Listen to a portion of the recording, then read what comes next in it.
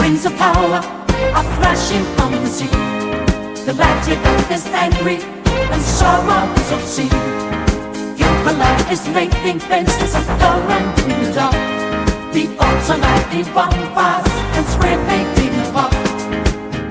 The rings of power, yeah!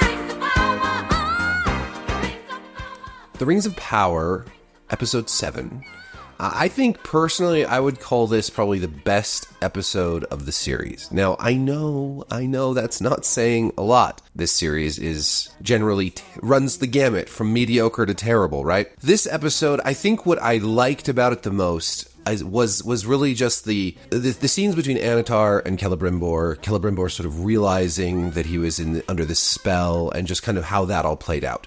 When I watch this stuff, I think if they had simply started there. If they had started there in season 1 with Annatar coming to Eregion and corrupting the elves and tricking Celebrimbor and going through all of that process, that would have been so much better. And I would have stuck to the chronology, obviously, where, Annatar comes and they start forging rings and then they start forging the greater rings.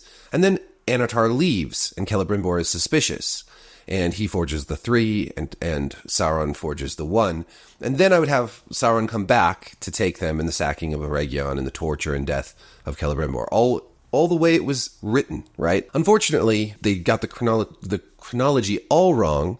They, had the three elven rings forged first.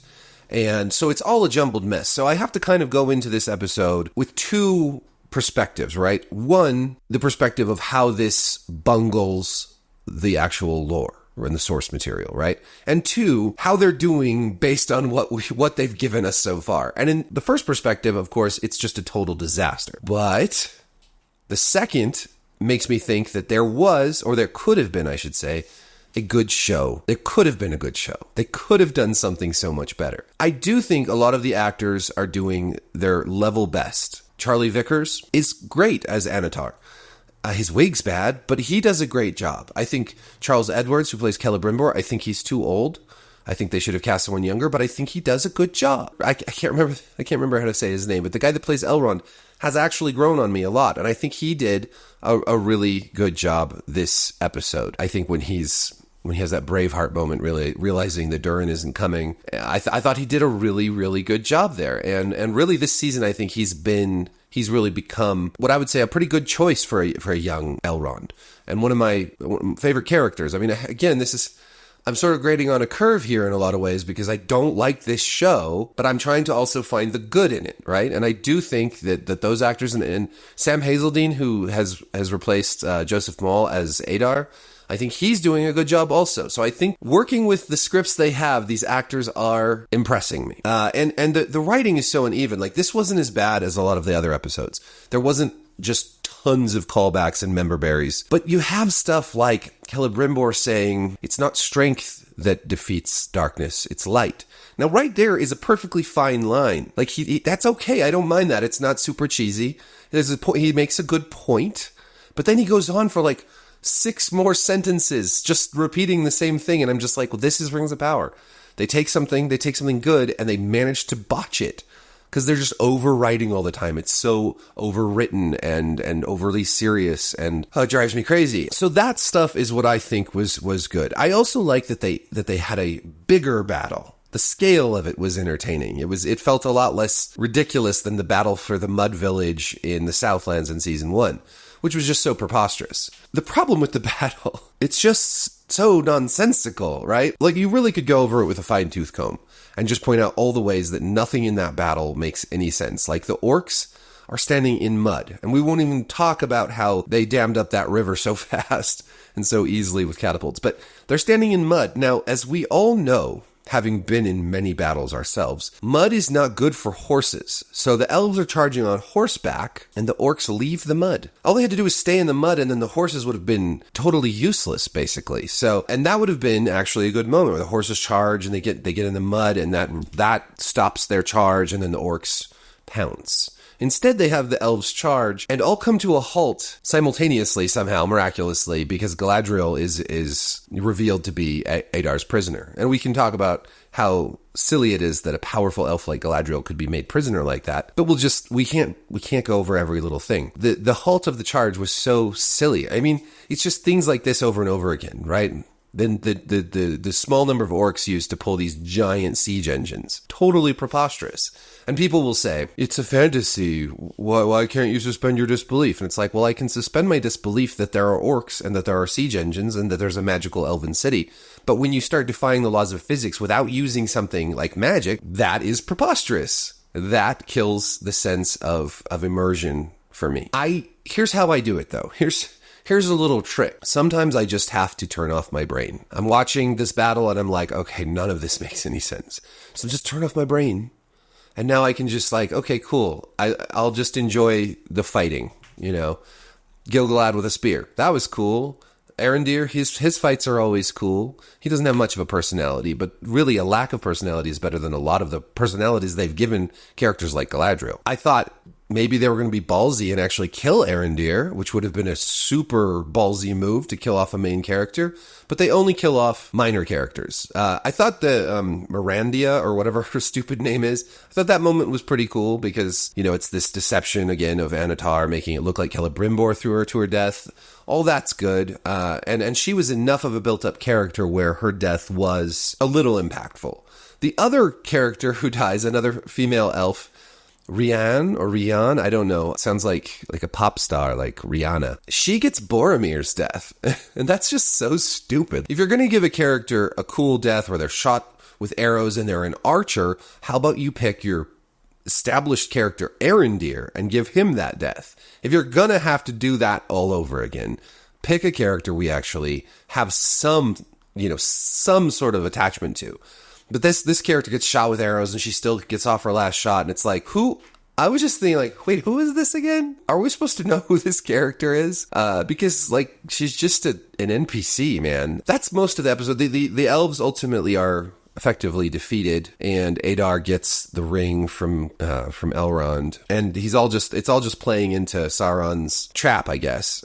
He captures Celebrimbor at the end to get the information about the Nine from him. It's all just such a jumbled mess. So when I say this is a better episode, or this is like a good episode of The Rings of Power, it's just because it's better than all the other episodes, and mostly because it leaves out the rune plot with the Harfoots and the Stewars, thank God, and it leaves out the Númenórean plotline, which is just so boneheaded and ridiculous I can barely take it anymore. The best storyline in this show is Annatar and Celebrimbor, by far. And that's because it is, while still wildly off from the source material, it is the closest thing to it, with the most important stuff going on, with the forging of the rings. This is the whole point of the show, and it's like they've rushed through it, though. So they've taken the best stuff and they just rushed through it. So bizarre. Then there is the kiss heard around the world. When I first saw Elrond kiss Galadriel, I almost threw my remote control, or maybe it was my PlayStation DualSense controller, I don't remember. But I very nearly did that, and then I was like, wait, this is a ruse. He's giving her something, like a weapon. It was a lockpick, right? Something that could function as a lockpick.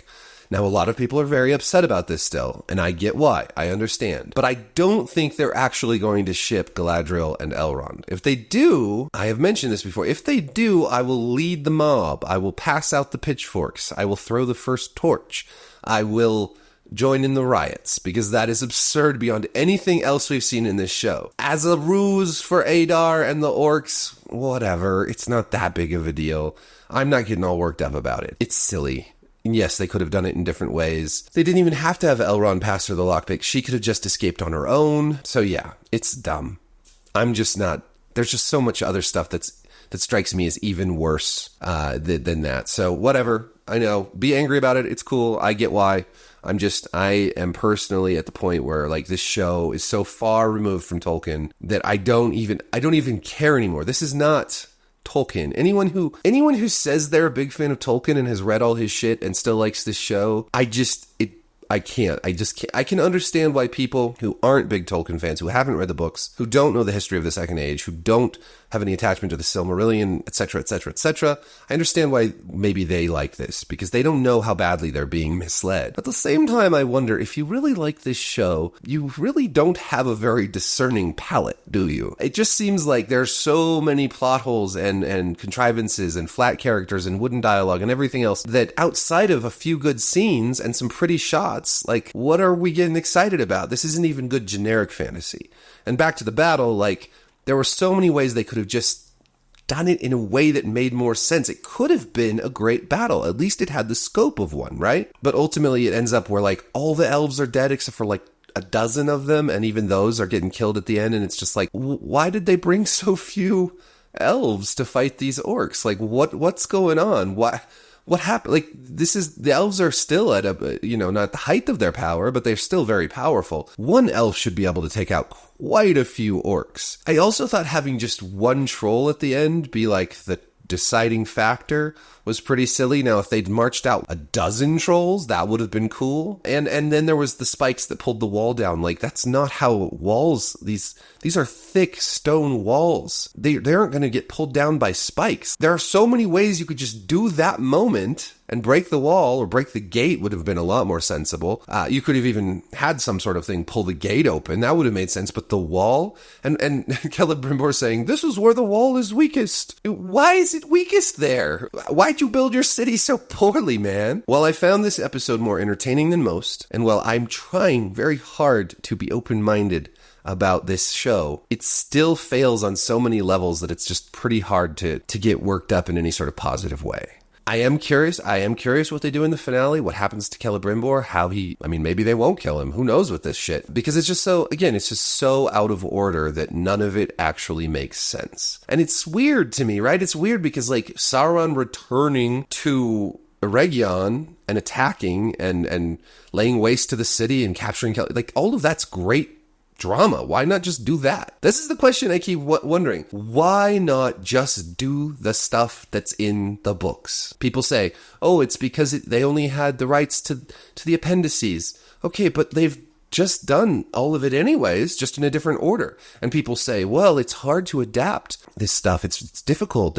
Yeah, it's difficult. That doesn't mean you get a free pass for doing it poorly. So yeah, anyways, I think I was more entertained this episode than most. Certainly, this season, I think this was the strongest episode, but it did have some egregious problems nonetheless. It's grading on a curve. Good job, guys. You did better than usual. In comparison to everything else on TV, it's just dog shit. And there are so many other good shows out there right now. The Penguin, I'm really enjoying. From is back, and so far off to a great start. I've been watching Bad Monkey, which, it's lighthearted fare, but I really like it, and it's one of my favorite Vince Vaughn roles at this point. Sunny, if you haven't seen that on Apple TV, that's fantastic. Slow Horses is out, and it's one of the best seasons so far. I just fucking love Gary Oldman. There's Only Murders in the Building, has a very strong 4th season going right now as well. Stuff that's coming up includes the 2nd season of Daryl Dixon, which I'm sure will be brilliant. No. But there is a lot of good stuff out there right now. I'm sure I'm forgetting some things. Rings of Power, I wish they had done the Second Age justice. I wish it was a great show. And I think this is the thing when people say, oh, all you haters and all you purists and all this, you just love to look, man, the biggest fans of Tolkien are upset because we didn't get a show that was faithful, and not just not faithful, just a show that was good. Like, we would be the biggest cheerleaders of this show if it had been true to the work and well made. But this is what happens when you give a show to people who have no experience making one, and who have no care to tell the actual story, but think they can do better than Tolkien. And that's crazy to me. And I would have been fine with lots of changes. I would have been fine with lots of new characters, and you make up a bunch of stuff. It could have been good still if they just followed the basic building blocks that Tolkien laid out for them in the Second Age. Let me know what you thought of this episode, and the kiss heard around the world, and shout out in the comments, like, subscribe, hit the notification bell. Peace. Whispers through the trees. Middle Earth is calling. Feel the magic breeze.